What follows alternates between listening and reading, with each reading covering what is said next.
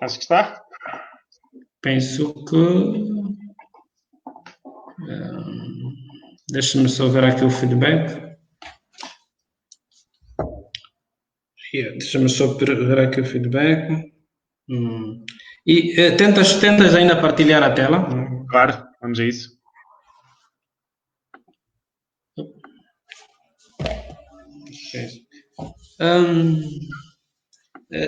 Então, já está no ar, não é? Portanto, gostava só que confirmasses, não é? Muito bem. Muito bem. Luís, então já estamos no ar, portanto, disponíveis para começar a nossa live. E, naturalmente, estamos atrasados, portanto, falhas técnicas. E desde já quero saudar a todos, muito boa noite, a todos que nos ouvem, a quem, portanto, está do outro lado. E estamos muito congratulados por cá estarmos para partilharmos informação sobre saúde mental, tanto sobre várias temáticas, mas que no dia de hoje, precisamente, vamos falar sobre a perturbação da depressão, o transtorno depressivo e suas consequências. Portanto, eu que vou moderar este tema, sou Paulo Satuala, fui formado na Faculdade de Medicina da Universidade Agostinho Neto. Atualmente sou interno de Psiquiatria, portanto, a frequentar um estágio em Lisboa. E tenho como convidado o Luís Afonso. O Luís é um médico formado pela Faculdade de Medicina da Universidade Nova de Lisboa. Atualmente está a frequentar o 4º ano do internato de Psiquiatria no Hospital Professor Doutor Fernando Fonseca, também em Lisboa. Portanto, é o nosso convidado de hoje, que, portanto, terá a amabilidade de poder partilhar conosco a temática sobre a depressão. Muito se fala sobre a depressão, portanto, é um tema bastante pertinente. Existem, de facto, muitas dúvidas e muito do contrário do que se pensa, portanto, muitas pessoas chegarem a associar um transtorno depressivo, portanto, a uma situação muito simples. Muito pelo contrário, a depressão é um problema muito sério de saúde, que afeta todas as funções físicas e psicológicas do ser humano e, segundo a Organização Mundial da Saúde, é das principais causas atualmente de absentismo laboral e incapacidade e riscos de suicídio. Portanto, sem mais demora, eu gostava de passar, portanto, a palavra ao Luís. Luís, seja bem-vindo e desde já quero agradecer tanto pela sua disponibilidade e então, tanto tens a palavra e queremos... E para começar, tanto talvez uma parte introdutória em que o Luís vai apresentar um diapositivo com informações pertinentes e após a apresentação deste diapositivo vamos então começar a dialogar com os internautas, né? Portanto, com as pessoas que nos seguem. Então, Luís, tenha bondade. Muito obrigado, Paulo. Antes de mais, agradecer pelo convite. É um prazer estar aqui a conversar convosco em relação a este problema que é importante. Portanto, eu vou desde já passar aqui alguns slides informativos, uma coisa muito simples, só para podermos começar esta conversa. Para situar-nos, não é? Exatamente. Ninguém pode me ligar esta hora. Ora bem, como o Paulo disse, eu sou médico interno no Hospital Professor Dr. Fernando Fonseca, que é um hospital em Lisboa, na zona de Lisboa, em Portugal. e vou-vos falar aqui um bocadinho de perturbação depressiva, também conhecida como transtorno depressivo e mais comumente cuidada simplesmente de depressão. Okay? Para começar, é preciso reforçar, tal como o meu colega Dr. Paulo referiu, que a depressão é uma situação bastante comum. Nós sabemos que mais ou menos 6% da população mundial é afetada pela depressão. Esta prevalência desta doença é variável em diferentes países. Há países onde existe uma prevalência maior e noutros uma prevalência menor. Mas sabemos que no mundo inteiro a prevalência média é mais ou menos 6%. Nós sabemos que afeta mais as mulheres em comparação com os homens e que, ao longo da vida, 20% das pessoas vão sofrer de depressão. Portanto, 20% significa mais ou menos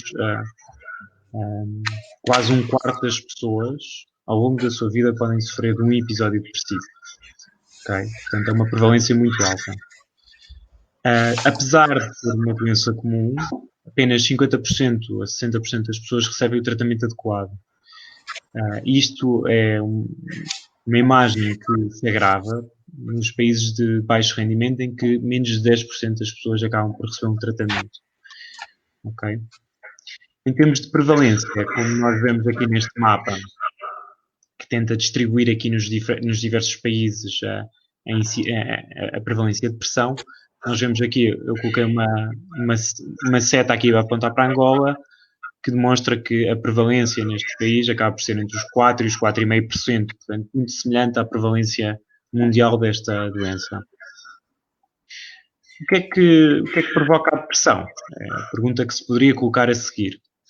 Nós sabemos que existe algum risco genético ou hereditário associado à depressão, ou seja, a informação genética que é herdada dos progenitores do pai e da mãe pode aumentar o risco da depressão na descendência, e nós sabemos que à volta de 30%, que a depressão é explicada em 30% pela hereditariedade.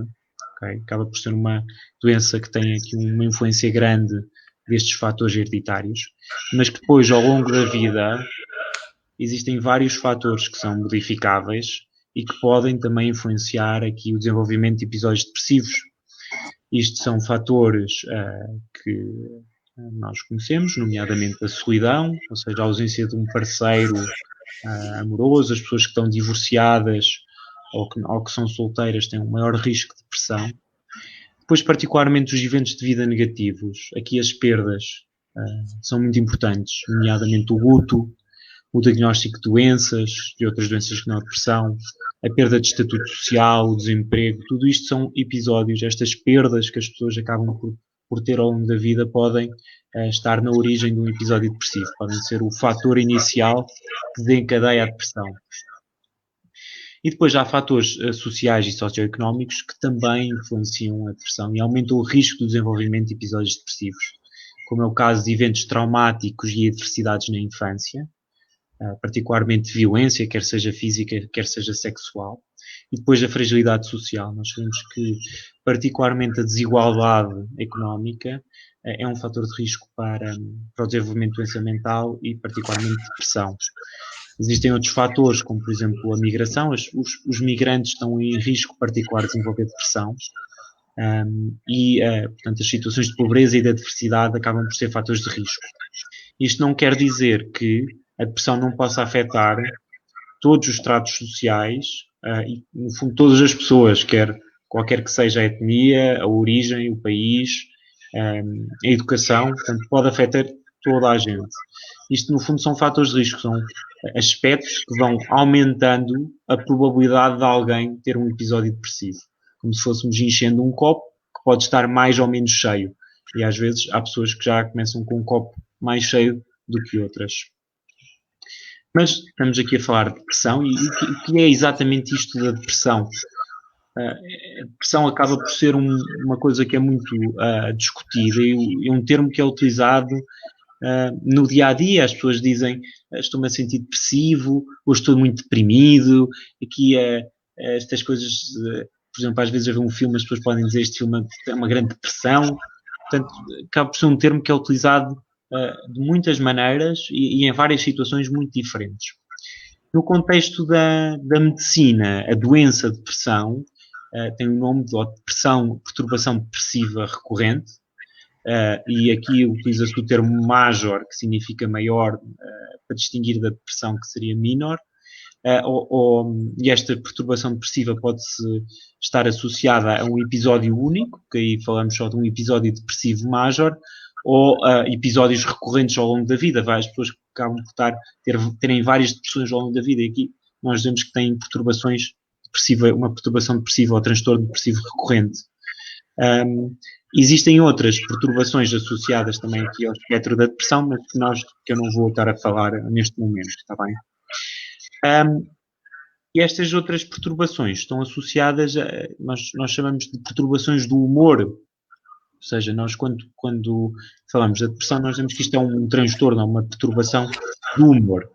E o que é exatamente o humor? O humor é um pouco como a música de fundo que existe e que modula e que influencia aquilo que são as nossas emoções e a maneira como nós estamos a ver o mundo. É um estado de ânimo, é uma disposição, e é uma coisa que é que é contínua no tempo. Uma pessoa pode estar triste num determinado momento e estar triste, por exemplo, por receber uma notícia que é triste. Isto não significa que está deprimida. Quando o humor está deprimido, e este humor é uma coisa que é mais prolongada, e quando este humor está deprimido durante muito tempo, aí sim podemos dizer que podemos estar no contexto de uma depressão. Portanto, existe aqui uma diferença entre as emoções que as pessoas expressam e que podem ser... existem 6 tipos de emoções básicas que são muitas vezes explicadas e que estão presentes em todas as culturas do mundo e em todas as pessoas do mundo, e que são estas que eu estou a apresentar aqui. E as pessoas podem estar a demonstrar as emoções de tristeza, e que são universais. Isso não significa que estejam deprimidas, são coisas diferentes, ok? Mas as pessoas deprimidas vão tendencialmente e vão expressar mais emoções de tristeza, ok? Portanto, os sintomas, existem 2 que são principais na depressão, ok? Que é, por um lado, a tristeza, que nós chamamos, no termo técnico, de humor deprimido, mas uma tristeza que é permanente e que se prolonga pelo menos durante 2 semanas e está presente a maior parte do tempo, ok? E depois, ou a ausência de prazer, que nós chamamos no termo técnico, que é anedonia. Esta ausência de prazer é um bocadinho como este cartoon que eu trouxe aqui. As pessoas podem estar em várias situações diferentes, quer no aniversário, se tiver sol, se estiverem a ouvir música, se estiverem em situações de alegria ou de tristeza, e, no fundo, não estão a experienciar nada disto. As emoções positivas e o prazer que advém, que resulta de situações como estas, não é sentido nas pessoas que têm depressão. E, portanto, estes 2 sintomas são os principais, a tristeza e a ausência de prazer, que têm que estar presentes pelo menos 2 semanas, que têm que estar presentes a maior parte do tempo e têm que provocar não só sofrimento, mas também um impacto na funcionalidade, na capacidade das pessoas de funcionarem no trabalho, nas relações, no fundo, no dia-a-dia. Associados a estes 2 sintomas principais, têm que estar também presentes outros 5 sintomas. Estes sintomas podem ser muito variados. Podem estar relacionados com as nossas funções vitais, quer seja o apetite, o sono, ou pode haver também sintomas físicos aparentemente não explicados. Normalmente as pessoas estão deprimidas, dormem menos e também têm menos apetite. Apesar disto não ser universal, as pessoas estão deprimidas e podem até ver o seu apetite aumentado. As pessoas, quando estão deprimidas, normalmente têm uma redução da energia, estão mais cansadas, não têm iniciativa e vão se isolar das pessoas à sua volta, não querem estar com ninguém. Okay? E depois também influencia muito o nosso pensamento.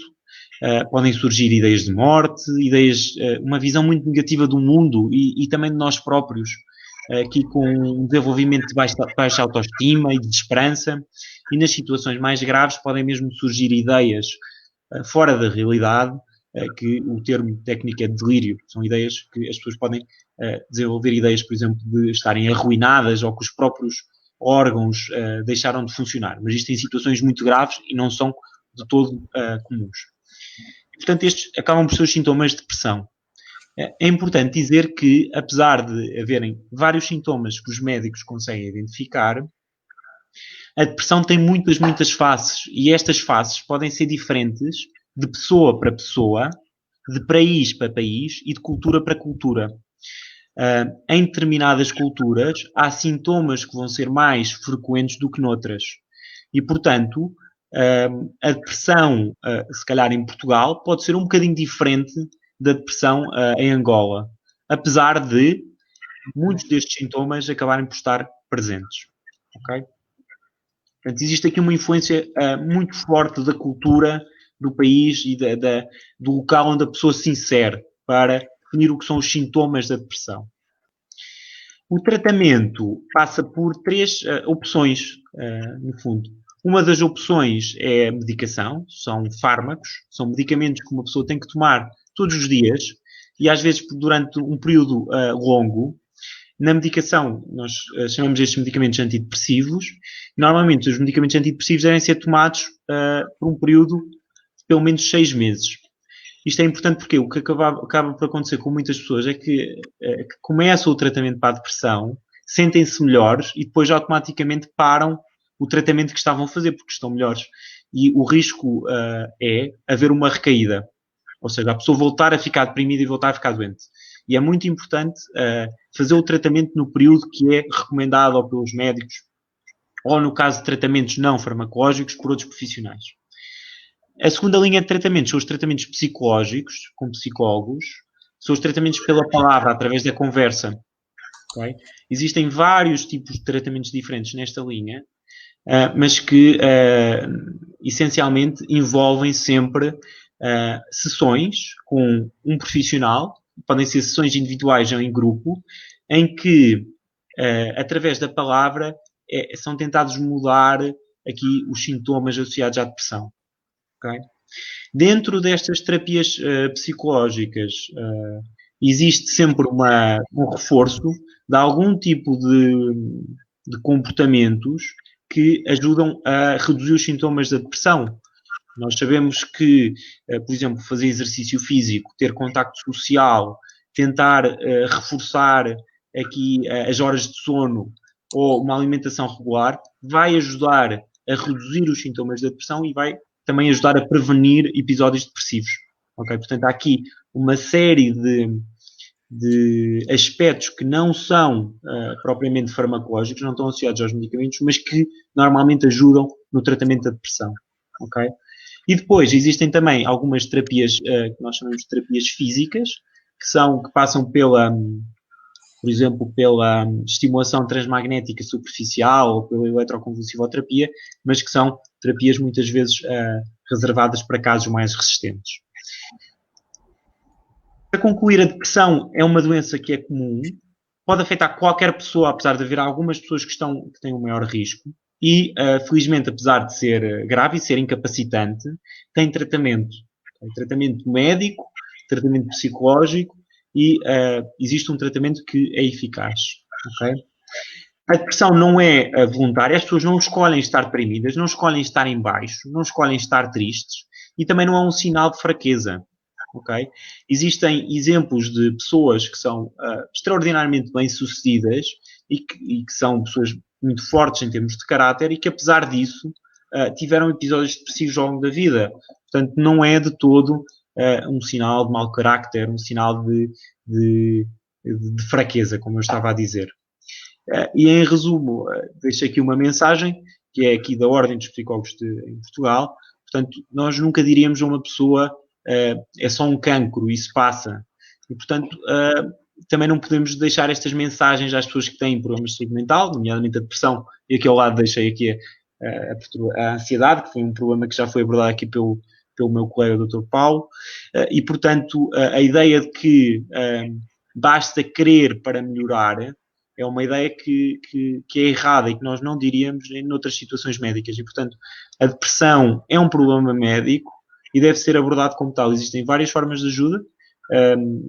quer seja através de médicos ou de psicólogos ou de outros profissionais de saúde mental, mas de facto é esta a mensagem que eu quero deixar, que de facto é necessário procurar ajuda e ajuda profissional, naturalmente, profissionais de saúde mental. Eu acho que isso é a mensagem mais importante. E agora passo novamente aqui a apresentação para o meu colega. Eu estou disponível naturalmente para continuar esta conversa, para responder a dúvidas, e espero que tenha sido claro aqui nesta minha introdução. Que é, no fundo, só uma introdução para agora podermos conversar um bocadinho.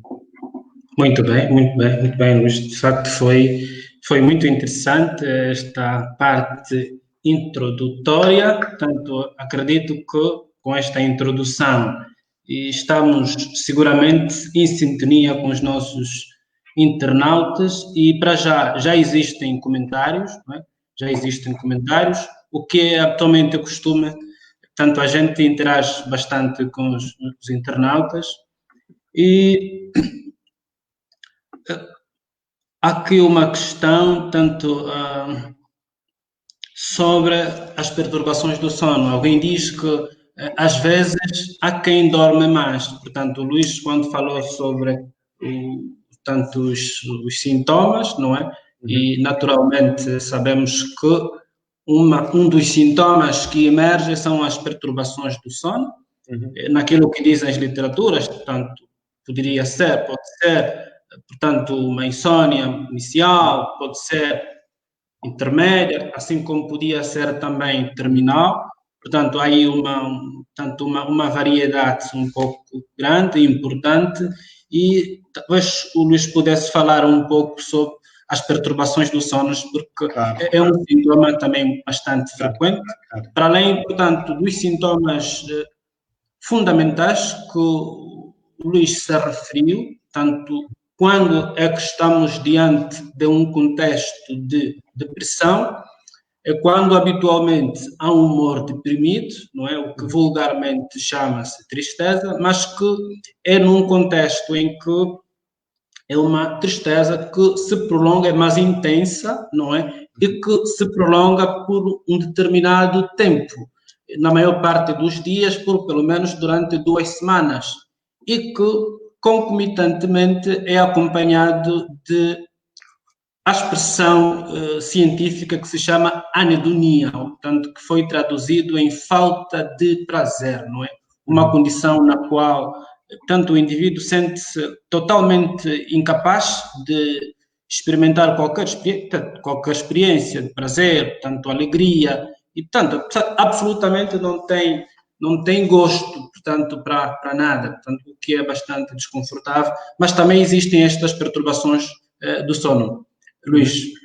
Sim, pronto. Em relação às perturbações do sono, isto é importante reforçar que, de facto, a depressão acaba por afetar vários domínios da vida das pessoas que sofrem da depressão. Não é? Ou seja, não é puramente. Não existem puramente sintomas psicológicos, unicamente. Afeta, de facto, as nossas funções mais vitais. E, como eu disse, o apetite e o sono são funções absolutamente vitais. E a perturbação do sono é extremamente frequente. Geralmente é insónia, mas em alguns casos acaba por ser uma hipersónia, o contrário, ou seja, o aumento do número de horas de sono. E quando isto acontece, podem acontecer as duas coisas misturadas. Às vezes acontece a pessoa não conseguir dormir à noite e depois passar o dia na cama.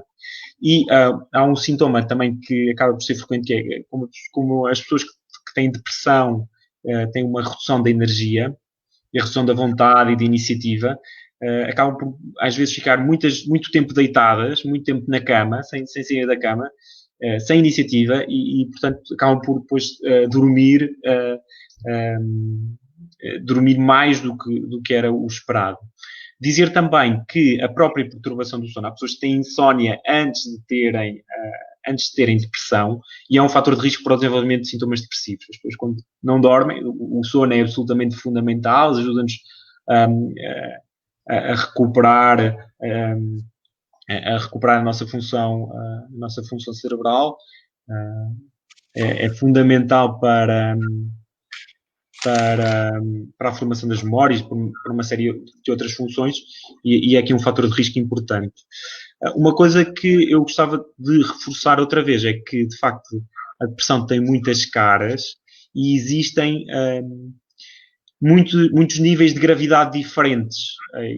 Os sintomas podem ser sentidos de uma maneira dentro quase de um espectro, ou seja, por exemplo, do ponto de vista da insónia, pode ser uma insónia ligeira, pode ser uma insónia muito grave, em que a pessoa não dorme a noite toda.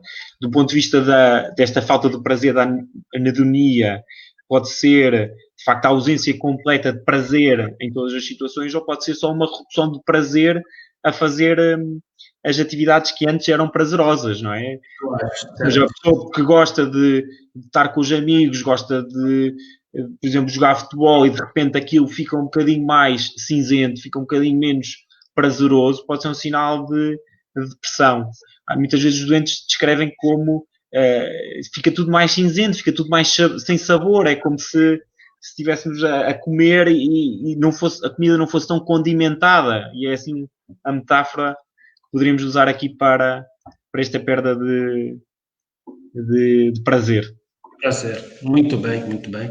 Pois, eu penso que foi respondida esta questão sobre as perturbações do sono, tanto naturalmente, como disse o Dr. Luís, que em alguns casos existe, portanto, a hipersonia, em que há aumento, portanto, do tempo do sono, e, portanto, é uma questão importante.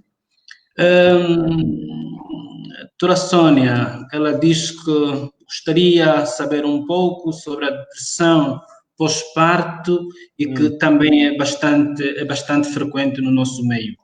Mas antes eu queria só, já que nos referimos no contexto dos sintomas, queria só dar aqui enfatizar um aspecto, é que estes sintomas a que nos referimos, tanto a diminuição da energia, portanto, a falta de prazer, portanto, em a pessoa poder fazer as atividades que habitualmente são frequentes, entre outros sintomas, há alguma tendência, portanto, destes sintomas apresentarem uma certa flutuação, certo, Luís? Na medida em que, em alguns casos, a pessoa pode, nas primeiras horas da manhã, portanto, ter os sintomas mais intensos, um pouquinho mais graves, mas que com o cair da tarde ou até lá na noite, às vezes haver como que um alívio, portanto, dos sintomas. E, portanto, esta flutuação da sintomatologia é uma característica extremamente importante, porque muitas vezes tenta mascarar, não é? Portanto, a depressão em si, e as pessoas ficarem com a impressão de que não, se calhar este indivíduo não está deprimido, e pode até se dar aqueles casos em que o doente pode até ir para um consultório médico e aparentemente não se apresentar como alguém que está deprimido no consultório médico. Mas, para surpresa, por exemplo, chegar a casa, onde pode suicidar-se, não é? Então, é uma característica fundamental em que pode haver esta flutuação. Portanto, certo, Luís? Sim, sem dúvida. Os sintomas não estão presentes com a mesma intensidade a todas as horas. Existe, de facto, uma flutuação, e o que o Dr. Paulo estava a dizer das primeiras horas do agravamento durante a manhã é o que está classicamente descrito, embora também tenha que reforçar que, por vezes, o contrário também acontece. Como viram, há aqui alguma variedade, ou seja, às vezes as pessoas até podem se sentir pior ao fim do dia, mas existe sim uma flutuação de sintomas, e de facto a pessoa estar-se a sentir bem numa determinada hora não significa que não esteja deprimida. A pessoa pode ser capaz de manter algum retorno de prazer e em alguns momentos ter alegria. Agora, esta alegria e este prazer e esta felicidade é com menor intensidade do que o habitual, e é muito menos frequente do que o habitual numa pessoa que não esteja deprimida. E quanto mais grave for o caso, e normalmente os casos são mais graves quanto mais arrastados sejam e quanto mais tempo sem tratamento isso acontecer, normalmente os sintomas vão dominar toda a vida psíquica do indivíduo e todo o tempo, todas as horas de vida do indivíduo. Portanto, como vou reforçar que existe, a depressão tem muitas faces, existe aqui um espectro de sintomas e de gravidade, existem quadros que são ligeiros e que permitem ainda o funcionamento, existe sofrimento, mas a pessoa é capaz de funcionar e consegue, por exemplo, trabalhar, mas com um sofrimento associado. Depois, nos casos moderados, em que isto já está completamente comprometido, e depois nos casos graves, em que as funções habituais do dia a dia já não são de todo, as pessoas deixam de ser capazes de fazer estas funções habituais, ao ponto das funções mais básicas serem completamente preteridas. As pessoas podem deixar de se autocuidar no dia a dia, deixarem de se alimentar, ficarem completamente imobilizadas. Claro que isto são os casos absolutamente mais graves e não são os mais frequentes. Em relação à pergunta da depressão pós-parto, é uma excelente pergunta. De facto, é um problema que afeta muitas mulheres depois do parto, e que é um problema que, ainda mais do que a depressão, sem ser no periparto, depois do parto, ainda é menos identificada. Ou seja, a depressão pós-parto ainda é menos identificada que a depressão em outras situações. Isto acontece porque porque é que isto acontece? Porque é que acaba por ser menos identificada? Porque, de certa maneira, as pessoas existe aqui uma imagem de que o pós-parto é uma fase de alegria e de grande do concluir de um projeto de vida, não é? Da criação de uma nova vida, e portanto isto influencia a nossa percepção daquilo que deveria ser ou não os sentimentos que a mulher desenvolve. Agora, aquilo que nós sabemos é que no pós-parto existe uma variação muito grande hormonal, uma descida muito grande da progesterona, por exemplo, e também existe aqui uma desregulação muito grande a nível das horas de sono e de uma mudança grande na vida da pessoa. A pessoa pode passar, por exemplo, de ser, se for, por exemplo, o primeiro filho, passar de ser uma pessoa ativa e com uma vida independente, e depois, na fase pós-parto, tem que dedicar muitas horas da sua vida ao seu filho, ao seu bebê. E, portanto, há muitas mulheres que acabam por desenvolver depressão pós-parto. É importante um aspecto que, na primeira semana depois do bebê nascer, é normal existir alguma tristeza, que é o que se chama de baby blues na literatura inglesa. Ou seja, o blues dos bebés. Isto é uma coisa que é comum, as mulheres podem ficar mais lábeis, emocionarem-se mais facilmente, e acontece frequentemente, e é normal, uma reação de adaptação normal. O problema é quando estes sentimentos de tristeza se prolongam para além de uma semana e acabam por prejudicar a capacidade da mãe de tomar conta do bebê. A tristeza começa a acontecer a todas as horas do dia, a ocupar a vida psíquica da pessoa, e portanto aí advém o problema. Mas de facto é indiscutível, sim, é um problema e tem que ser identificado, tratado. Acho que é aqui uma questão que é muito, muito pertinente. Muito bem, muito bem. E, portanto, voltando às questões, penso que aqui é um comentário a respeito do que o Luís já se referiu, não é? Portanto, este é o Edmundo Francisco, portanto, diz que a depressão não é um sinal de fraqueza. Naturalmente, foi aquilo que o Luís disse, e tanto esta é uma perspectiva que deve nos lembrar para a forma como vemos, portanto, as pessoas que padecem de uma depressão, não é? Tal como disse o Luís, portanto, não é uma questão tanto voluntária, portanto, que a pessoa queira tanto estar deprimida, como que às vezes acontece. Portanto, alguém estar deprimido e dizer que não, pois você é só pensar positivo, por aí fora, não? Por exemplo, como dizer, não, portanto, se tiver algum problema, posso ajudar, ligue-me, uma coisa assim. É tentar assim levar as coisas de uma forma muito, muito superficial. Definitivamente não funciona, porque é de facto um problema sério de saúde e que deve ser abordado, portanto, de uma forma sistemática, de uma forma, portanto, estudada, científica, tal como as coisas, tal como se referiu, portanto, o Luís. Há outra pergunta. Portanto, o Edmundo Francisco diz que, portanto, esta é uma rica abordagem.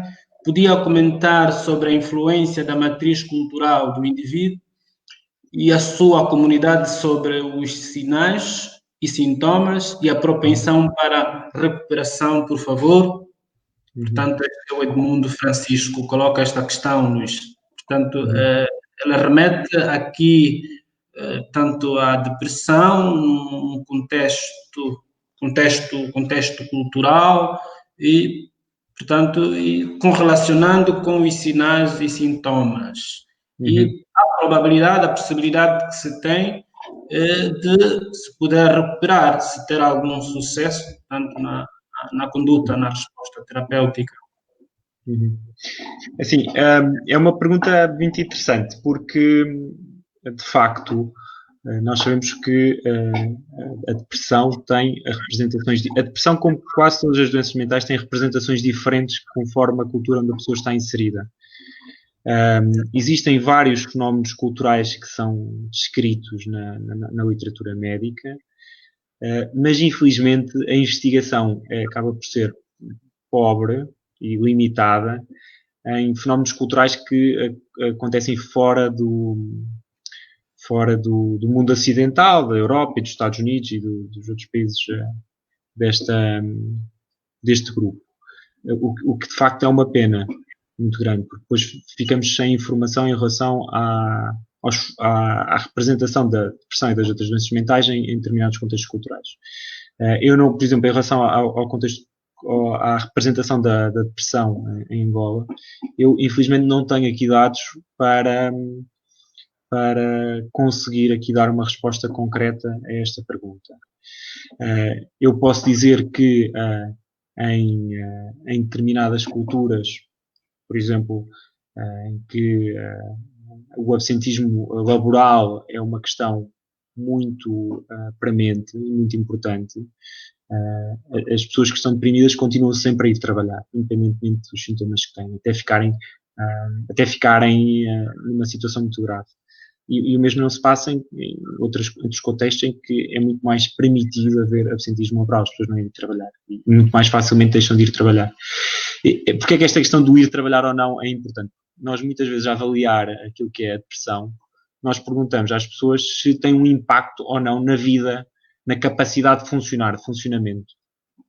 Ou seja, a pessoa pode estar triste, pode ter estes sintomas deprimidos, mas depois, conseguindo funcionar e conseguindo levar a sua vida para a frente,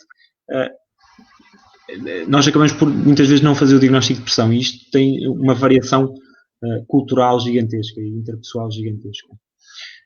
O que eu posso dizer depois, em termos desta questão da recuperação, não é? Depois do episódio depressivo, o contexto social é muito importante, muito, muito importante mesmo. Nós sabemos que as comunidades que têm redes sociais muito fortes são mais resistentes à depressão. Nós sabemos que a existência de uma rede social forte, e a rede social pode ser a família, pode ser associações, podem ser comunidades, pode ser uma comunidade religiosa, pode ser aqui vários elementos que permitem uma recuperação mais fácil da depressão. Naturalmente, se as alterações de saúde mental, se a depressão é percepcionada pela comunidade e pelo meio como algo negativo, se é vista como uma fraqueza, se é vista como algo pelo qual a pessoa é culpada, a recuperação vai se tornar mais complicada. Por isso é que eu acho que estas iniciativas são importantes, conversar para que podemos aqui espalhar a palavra, porque isto é um fator importante na recuperação das pessoas, sinceramente, acredito. Naturalmente, tal como diz Luís, portanto, eu só queria aqui enfatizar, portanto, pela experiência que tenho, não é? Portanto, aquilo que são os aspectos culturais, portanto, e a base, portanto, da sociedade angolana, é que, em alguns, tanto não vamos generalizar tanto, mas é que, em alguns casos, infelizmente, digo infelizmente, ainda tem-se, portanto, aquela ideia de que depressão não é doença, não é? Que um indivíduo que está deprimido, portanto, não está doente, ou, portanto, é preguiçoso, não quer trabalhar, não quer fazer isto, não quer fazer aquilo, e, portanto, podem lhe considerar como um indivíduo que, se calhar, portanto, é mal educado, não, enfim. Portanto, então, esta tendência, portanto, este é um hábito, não é? Este hábito de se olhar uma pessoa deprimida como se fosse alguém que, portanto, não tem uma certa negligência por determinadas situações portanto, da vida, e isto é que depois, naturalmente, influencia diretamente ou indiretamente tanto nestas pessoas, naquilo que é a recuperação destas pessoas, na medida em que são estigmatizadas estas pessoas, e, naturalmente, torna o contexto da sua recuperação muito difícil. E, por regra, estas pessoas dificilmente acorrem, portanto, às unidades de saúde, portanto, ajuda, porque se olharmos no contexto a que nos referimos, que diante de uma depressão há uma diminuição, portanto, da energia física e mental, portanto, aquela capacidade que o indivíduo tem de tomar decisões, não é? Portanto, de pedir ajuda, estar comprometida, no contexto de ele não ter força, não ter vontade, portanto, estar num contexto completo de uma anedonia, e isto remete que muitas vezes as pessoas ao lado é que têm que ser, portanto, voluntárias, têm que oferecer uma ajuda voluntária, no sentido, portanto, de ajudar a pessoa. E são estas pessoas que acham que isto não é um problema de saúde, claro, naturalmente que se torna mais difícil, portanto, se as pessoas aderirem, portanto, a equipas especializadas para o devido tratamento. Em parte, esta é uma das questões que, portanto, interfere, influencia. Então, daí que existe esta responsabilidade grande, portanto, de se passar a educação para a saúde, se educarem as pessoas e dizer que não, é um problema sério de saúde, tal como a hipertensão, a diabetes, tal como, portanto, são outros problemas de saúde que, se não tratados, têm consequências muito graves, que eu penso que dentro de pouco tempo o Luís também vai nos falar um pouco sobre, portanto, as complicações, não, as consequências, portanto, da depressão. Posso só fazer um comentário adicional em relação a estas questões interculturais, transculturais? Ok. É só mais uma nota que eu acabei, peço desculpa estar aqui a interromper, mas era por causa, era um ponto que eu queria passar e que acabei por não transmitir, porque de facto os critérios de depressão, nós fazemos o diagnóstico de depressão, os médicos, os psicólogos, quem seja, fazem o diagnóstico de depressão com base numa lista de critérios, que são no fundo uma lista de sintomas que, se as pessoas cumprirem, pode-se atribuir o diagnóstico de depressão. Mas estes critérios foram desenvolvidos muito no contexto europeu e americano, ocidental, da depressão. E até inicialmente, quando nos primeiros estudos que se foram feitos para estudar a depressão noutras áreas do mundo, nomeadamente em África, os resultados vieram a dizer que havia uma prevalência, havia muito pouca gente com depressão em África, menos do que, por exemplo, na Europa e nos Estados Unidos. Mas, mais recentemente, fizeram-se estudos mais aprofundados e considerando também a experiência das pessoas do país, não é? Das pessoas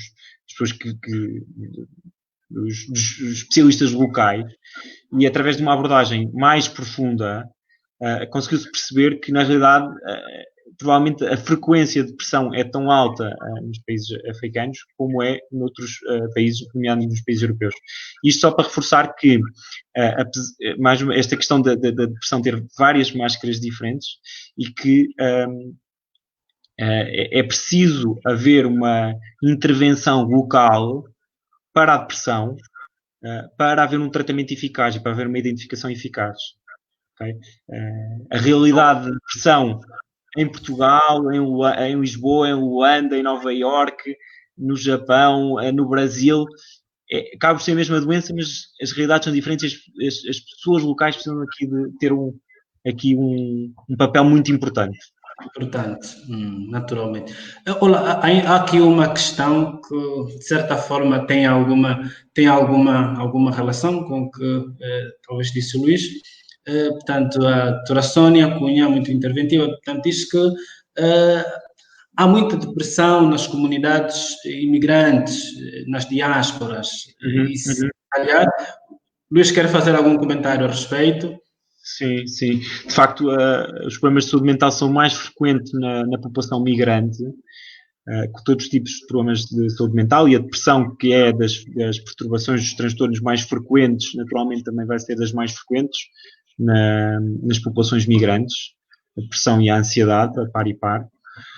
E esta frequência está aumentada nas populações migrantes. Uma das explicações possíveis é a perda desta rede de suporte,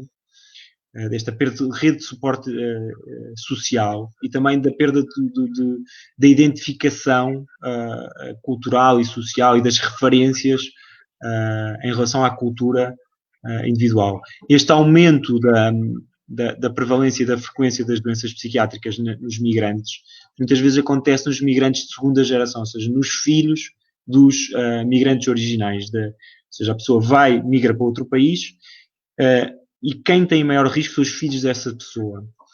As coisas que podem proteger é haver aqui uma manutenção do contacto da cultura original, aqui haver o contacto com outras pessoas da mesma cultura e do mesmo grupo.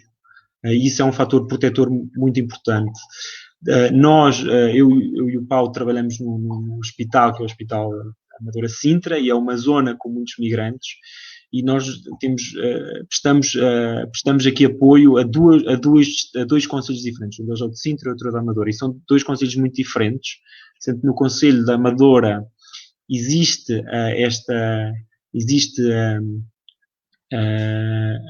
as pessoas organizam-se agora está-me a faltar aqui a palavra. As pessoas estão muito unidas nos grupos de origem, ou seja, existem comunidades, organizam-se em comunidades que apesar de tudo dão aqui um suporte quando são necessários. Depois em Sintra, isto já não acontece tanto, e as pessoas estão muito mais sozinhas em Sintra do que é o caso da Amadora. E depois isso também tem influência nos casos que nós vemos. Uma coisa que agora tem facilitado um bocadinho aqui o tratamento das perturbações mentais nas comunidades de diáspora são estas ferramentas de online, não é? A capacidade de fazer as videochamadas às vezes permite haver terapia do ponto de vista de psicologia à distância com pessoas da comunidade de origem, que muitas vezes facilita o tratamento.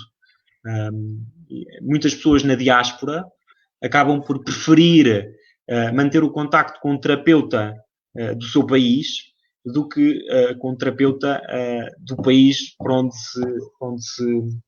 foram. E isto são ferramentas que eu acho que são muito interessantes, não só desta situação, mas também aqui na possibilidade de alguns países acederem a informação e a meios de tratamento que são mais difíceis de aceder, normalmente.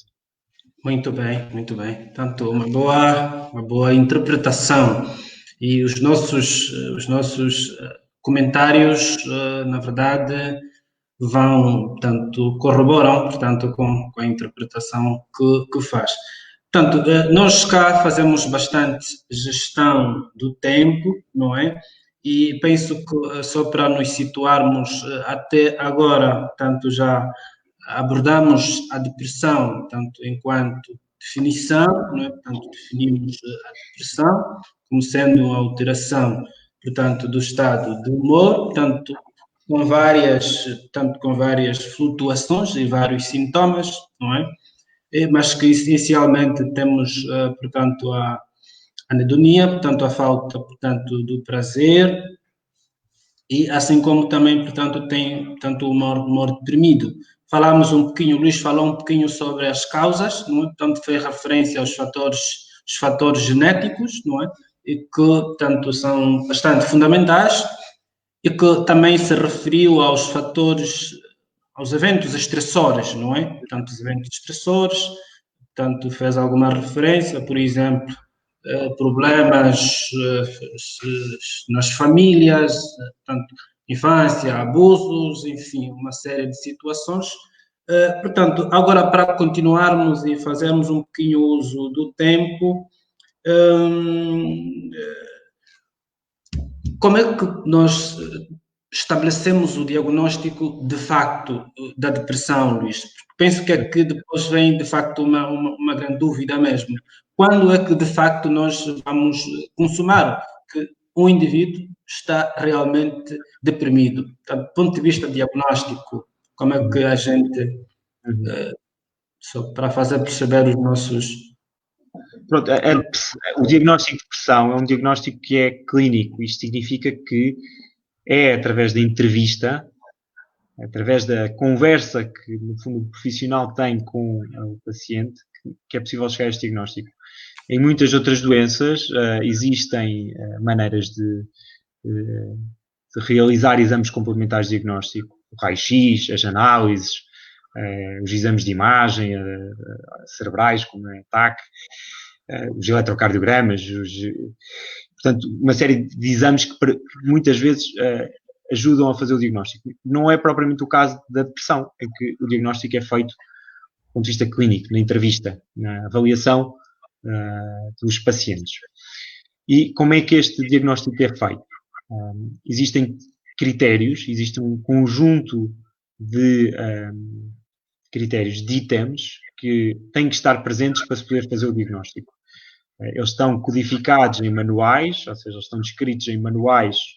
Aquele que é usado no mundo inteiro é o manual da Organização Mundial de Saúde, e que, no caso da depressão, é necessário haver ou o humor deprimido, ou seja, esta tristeza que é pervasiva e que é permanente, que afeta a maior parte do tempo da vida psíquica do indivíduo, ou este humor depressivo, ou a anedonia, a falta de prazer. Estes dois são obrigatórios, estes sintomas. Um deles é obrigatório. E depois a presença... Não é? E que, naturalmente, e de certa forma procuram interferir no funcionamento ocupacional, familiar, social. Exatamente, sim. Portanto, um destes tem que estar presente e depois mais um conjunto de sintomas, normalmente 5, de uma lista grande de sintomas que foram aqueles que eu referi. E estes sintomas têm que interferir, como o Paulo estava a dizer e muito bem, com a funcionalidade da pessoa, com a capacidade laboral, com a capacidade de manter relações, com a capacidade de se divertir, de se ocupar. Portanto, tem que haver estes 3 critérios, ou seja, os sintomas, são estes que nós já referimos, tem que ter uma duração de pelo menos 2 semanas e tem que interferir com a capacidade funcional do indivíduo, ok? Porque isto é para diferenciar daquilo que é a tristeza normal, ou seja, depressão não é tristeza normal. Nós, na vida de todos nós temos momentos em que nos sentimos tristes, em que nos sentimos ansiosos, em que não conseguimos dormir. O problema é quando isto se prolonga no tempo e quando nos prejudica a nossa capacidade de autonomia, de ter liberdade, não é? Acho que isso é que é a grande distinção. Muito bem, muito bem. Eu diria só que muitas vezes as pessoas que já estiveram deprimidas dizem que isto é muito diferente da tristeza normal. Muito diferente. Não é a mesma coisa, não é a mesma sensação, não é a mesma emoção, é uma coisa que é diferente e consegue diferenciar muito bem entre a tristeza, porque receberam uma notícia triste, porque tiveram aqui um evento negativo, daquilo que é a depressão. Muito bem. Eu penso que tanto foi bastante claro, bastante na sua interpretação.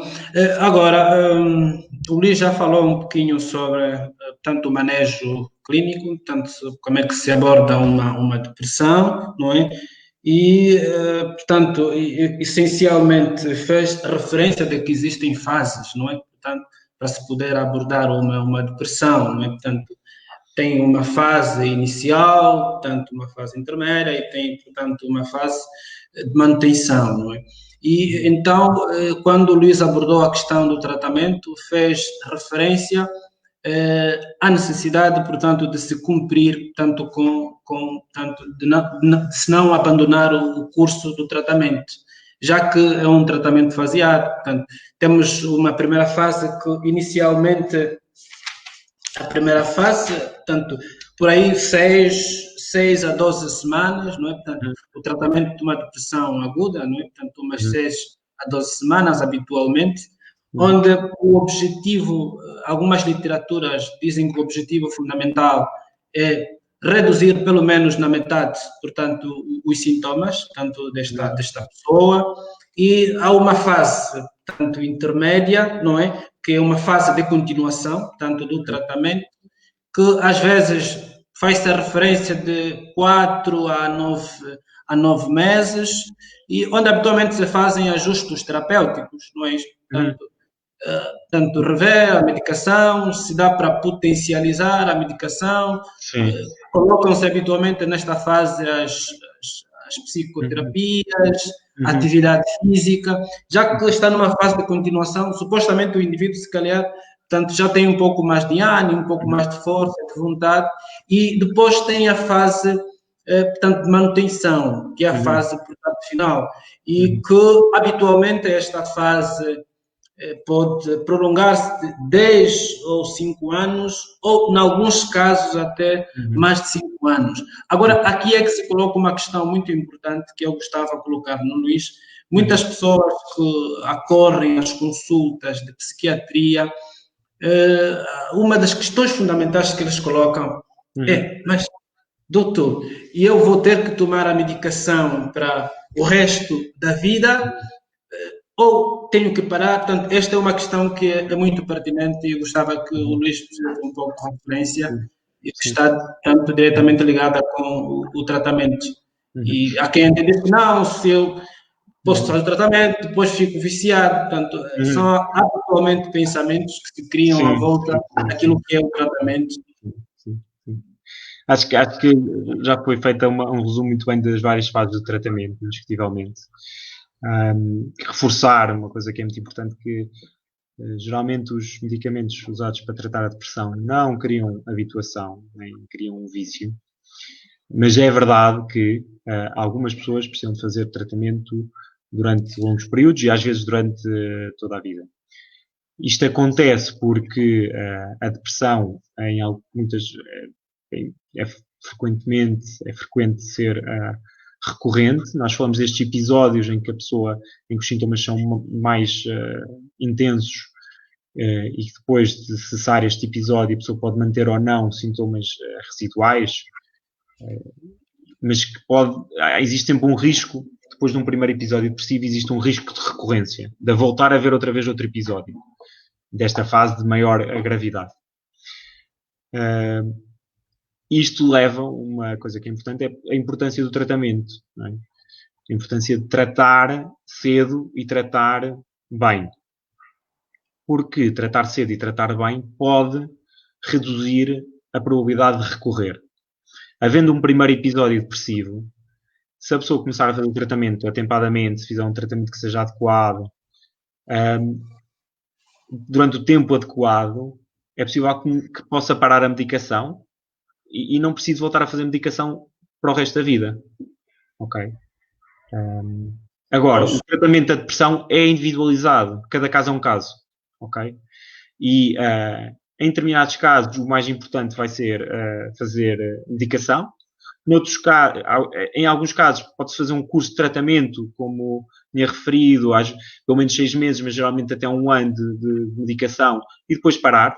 Há casos em que vai ser mais importante a parte da psicologia, há casos em que vai ser mais importante a mudança dos estilos de vida, com o aumento da atividade física. Uma coisa que é importante é a redução, por exemplo, se houver consumo abusivo de álcool ou de outras substâncias, consumo mais regrado, ou parar o consumo destas substâncias. Há outros casos em que poderá ser necessário haver um tratamento farmacológico com comprimidos durante um longo período de tempo. O objetivo é sempre reduzir o sofrimento das pessoas, reduzir o tempo em que as pessoas estão deprimidas, aumentar a qualidade de vida, reduzir o risco de comportamentos suicidários e ideias de morte. Portanto, o objetivo é sempre promover o bem-estar. Cada pessoa é uma pessoa, o tratamento da depressão é individualizado e pode passar por estes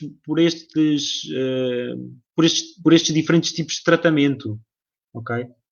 Exatamente. Acho que esta é a ideia central. O tratamento da depressão é individualizado. Coisas diferentes vão funcionar para pessoas diferentes. Okay? E o tempo do tratamento também pode ser diferente para pessoas diferentes. Naturalmente. Ok, eu penso que isto vai já nos remeter às consequências, às principais consequências da depressão, que será ponto posterior que vamos abordar, mas antes eu gostava só de fazer uma leitura breve de alguns comentários, né, que cá temos do decurso da abordagem que já tanto foi feita. Aqui diz tanto a Rosalina Silva, portanto ela diz que a depressão faz referência da depressão, tanto a associação da depressão com a sexualidade, tanto diz que torna-se descontrolada, geralmente não tem vontade de manter relações sexuais, o interesse pelo sexo praticamente desaparece, mas no entanto quando a vontade, tanto ressurge, tanto contudo é exagerada e tanto muita liberdade, tanto, uma série. É um dos aspectos que tanto ela faz referência, que é importante, e nós temos estado a reparar que muitas vezes, tanto quando um dos sintomas é precisamente a diminuição da libido, né? Portanto, as pessoas têm diminuição tanto do prazer sexual. Portanto, se há um contexto da diminuição do prazer, tanto em todos estes contextos, naturalmente, uma das áreas que será afetas, portanto, é esta questão da sexualidade. E o que às vezes é a principal preocupação que leva as pessoas, portanto, a uma consulta, porque acha que de repente ou ela ou o parceiro já não tem vontade em fazer sexo. E, portanto, é uma questão importante que ela aqui coloca, Luís. Sim, sem dúvida. E é um sintoma que também é importante, dentro daqueles sintomas mais das nossas funções vitais, quer dizer, o apetite, o sono e a redução do desejo sexual e outros tipos de disfunção sexual é muito importante. Aquilo que normalmente está descrito na depressão é a redução da libido, mais do que o aumento da libido. E sim, é um sintoma que é muito importante, é um sintoma que é muitas vezes reportado, é um sintoma que às vezes pode causar alguma disfunção no casal, não é? E é uma coisa que nós também normalmente abordamos na consulta. Exato.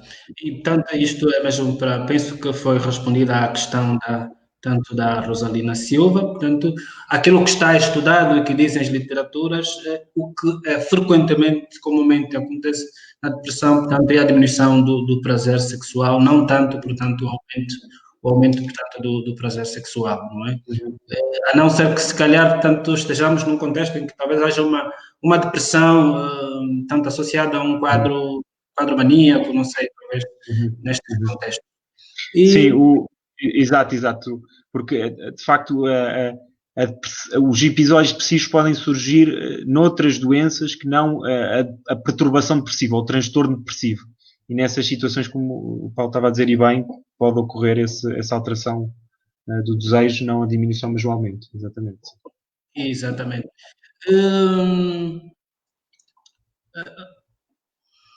Muito bem. Eu penso que, Luís, podemos aqui abordar as principais complicações ou consequências, portanto, da depressão. O Luís já falou um pouquinho sobre o suicídio, não é? Portanto, e é uma questão também importante. Sim. Sem dúvida, o suicídio acaba por ser a consequência mais danosa dos episódios depressivos. E os episódios depressivos não tratados estão particularmente em risco de comportamentos suicidários.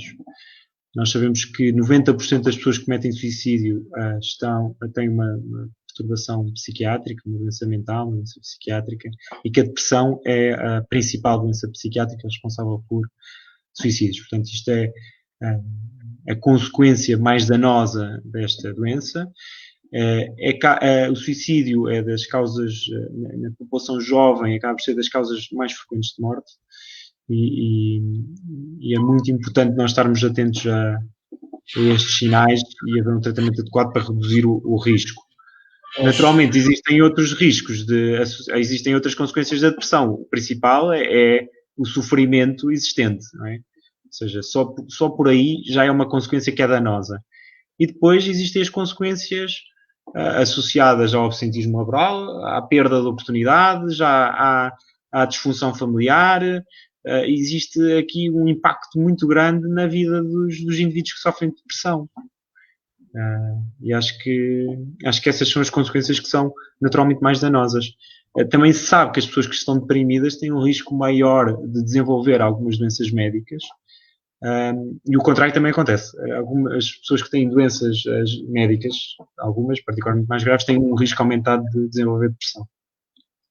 Naturalmente, é isto mesmo. E tanto que esta questão que fez referência, portanto, do suicídio, que é a situação mais danosa, portanto, a OMS foca-se muito neste objetivo, não é? Portanto, é uma das questões que preocupa bastante a Organização Mundial da Saúde, é o facto de cada dia, portanto, aumentarem os casos de suicídios a nível de muitos países do mundo, e que muitas vezes a base, como diz, portanto, Luís, tem sido a depressão. Eu penso que estamos praticamente na reta final da nossa live, mas antes vamos aqui voltar a valorizar algumas questões colocadas pelos nossos internautas, as pessoas que nos acompanham, portanto, nesta live. Aqui o Paulo Gama diz que a falta de liberdade e autonomia em menores, ou, portanto, muitas vezes diz que inimputáveis, não é? Podem também ser vistas como depressão, é uma pergunta que ele faz, sendo certo que a condição destes sujeitos implica restrições destes elementos. Portanto, praticamente ele coloca aqui duas questões, não é? Portanto, a questão da liberdade e da autonomia em menores. Não é? Portanto, portanto, como é que a gente avalia este contexto? Eu preciso que repita a pergunta. Portanto, eu vou ler mesmo a questão. Ele diz que a falta de liberdade e autonomia em menores, ou tanto inimputáveis, podem também ser vistas como depressão. E eu penso que não. Eu penso que não. E depois volto a fazer uma outra questão, sendo certo que a condição destes sujeitos implica restrições destes elementos. Eu penso que não. A pergunta também não foi muito clara, mas eu penso que ela tentou associar um bocadinho tanto a depressão e tanto os menores. E eu penso que a questão fundamental que se coloca aqui, tanto sobre a depressão em crianças, portanto, existe. Há quem se calhar acha que a depressão é só para os mais velhos, não é? Se calhar é uma questão que é preciso também clarear, não é? Portanto, existe depressão em menores. Afeta todas as idades, é verdade. A frequência mais alta é na casa dos 20 anos, o pico, a idade mediana é aos 25 anos de incidência, mas afeta absolutamente toda a idade. E a frequência maior é no início da idade adulta até aos 40 anos, mas na idades avançadas existem depressões novas, existem depressões na adolescência, existem depressões na infância, portanto é absolutamente transversal. E em termos do quadro clínico, portanto, temos assim diferenças substanciais no adulto e na criança, no adolescente. Alguns fazem referência da irritabilidade como sendo... Sim. Eu não tenho experiência a tratar e a abordar jovens e adolescentes, portanto não sei se consigo responder de uma maneira adequada a essa pergunta. Em relação às pessoas mais velhas, aos idosos, existem sintomas um bocadinho diferentes. Normalmente as queixas são mais atribuídas ao corpo, muitas queixas somáticas, ou seja, queixas de sintomas físicos, estão mais associadas nas pessoas idosas. E o mesmo acontece, por exemplo, pelo menos cá em Portugal, com os jovens que têm sintomas diferentes, normalmente queixam-se menos de tristeza, mas acaba por se manifestar com irritabilidade, com queixas físicas, com uma perda de vontade, a diminuição de iniciativa, e a tristeza não é tão evidente como no sexo feminino.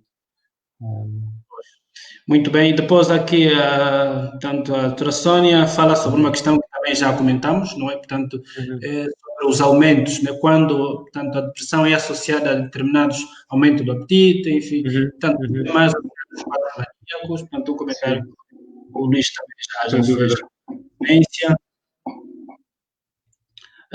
Depois temos aqui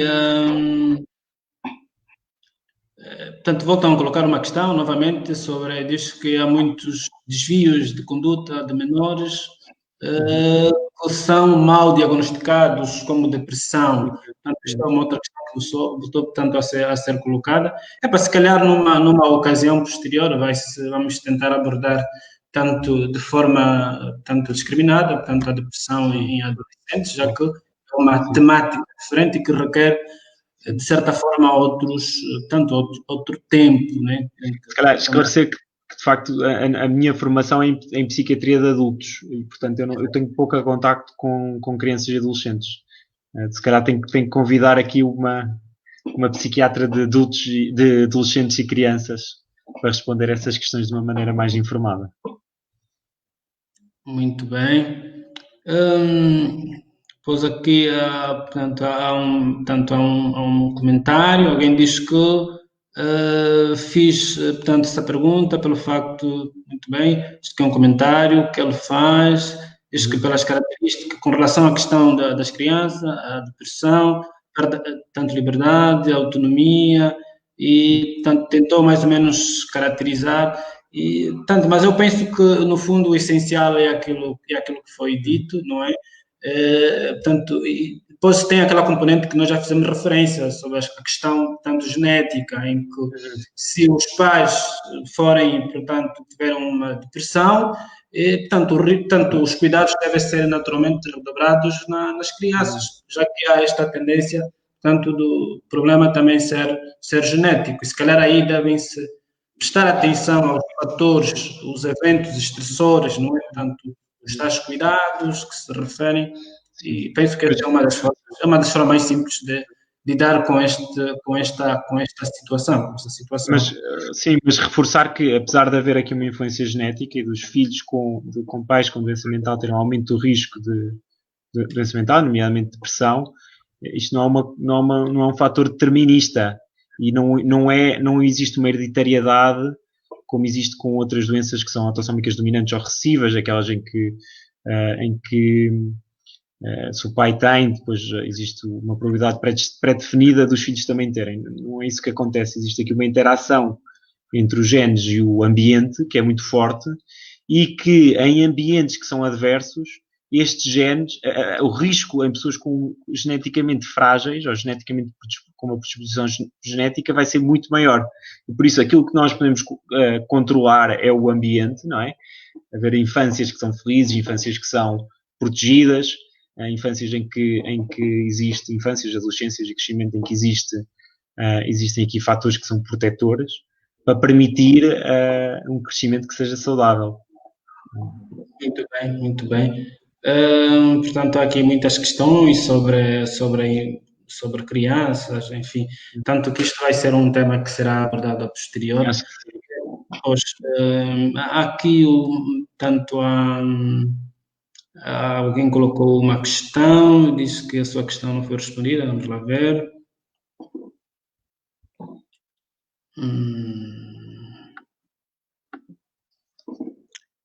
Eu penso que praticamente abordamos as questões fundamentais, não é? Questões pertinentes que não poderíamos deixar de falar sobre a depressão, não é?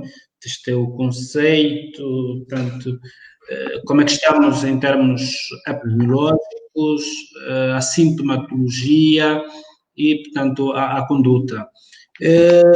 Eu penso que estamos praticamente no fim, não é? Portanto, já estamos 1h13, absolutamente é o tempo previsto para esta live.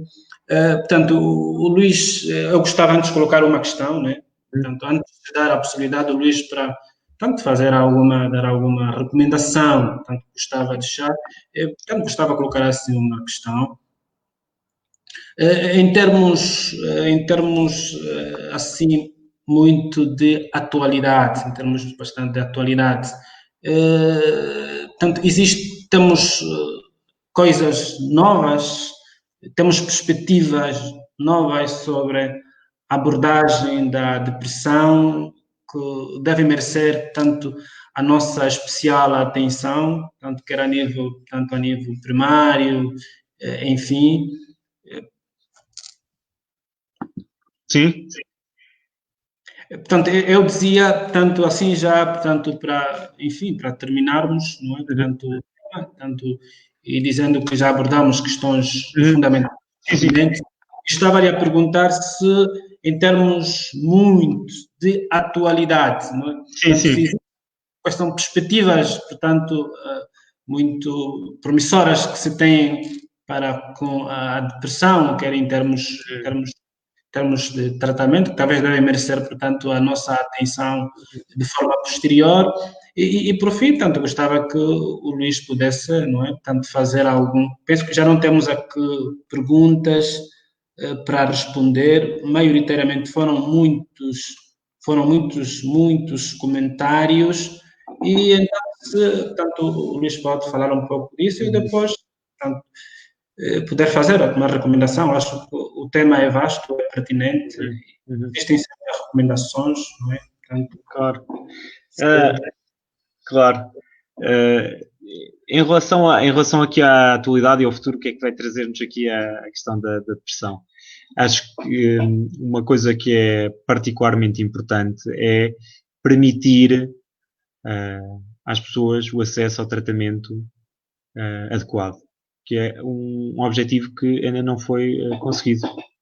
Ou seja, independentemente aqui de grandes avanços tecnológicos, grandes avanços do ponto de vista da terapêutica, é importante permitir que as pessoas tenham acesso ao tratamento adequado. Isso é a missão absolutamente fundamental e eu acho que a Organização Mundial de Saúde está muito dedicada a isso e cada vez mais existe uma preocupação de permitir o acesso universal a tratamentos relacionados com saúde mental, particularmente em relação à depressão. Do ponto de vista do tratamento, existem aqui sempre novidades a surgirem. Portanto, acho que a doença é cada vez mais conhecida, existem várias modalidades de tratamento em estudo e eu acho que o futuro, apesar destes números de acesso ao tratamento não serem os mais animadores, eu acho que existem razões para estarmos esperançosos em relação ao futuro. A minha mensagem final, no fundo, é só reforçar esta questão de que a depressão não é uma fraqueza, não é voluntária e que, portanto, as pessoas quando têm estes problemas devem naturalmente procurar ajuda junto das pessoas que lhes são próximas, falarem abertamente sobre estes problemas, porque como são comuns, há muita gente que já passou por eles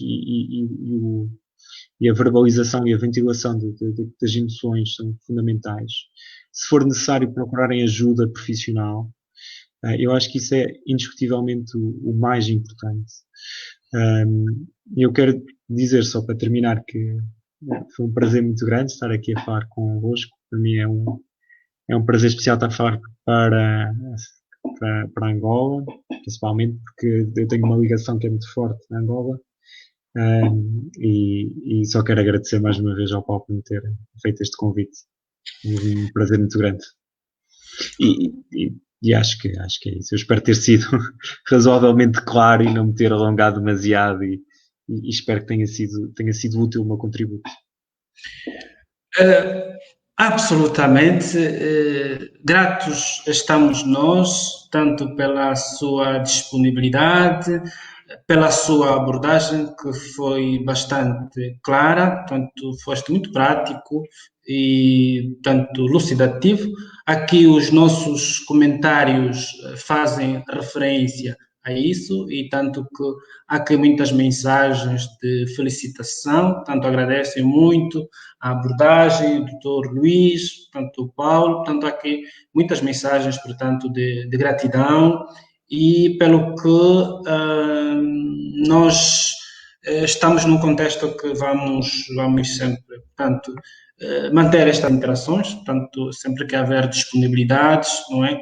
Portanto, estaremos naturalmente abertos. Eu espero depois, nos contactos posteriores, portanto, continuar a haver esta disponibilidade, portanto, por parte de Luís. Portanto, consideramos uma pessoa muito, muito especial e grata por nós. Luís, portanto, estamos juntos, muito grato. Estamos juntos. Nós podemos ficar por aqui. Obrigado.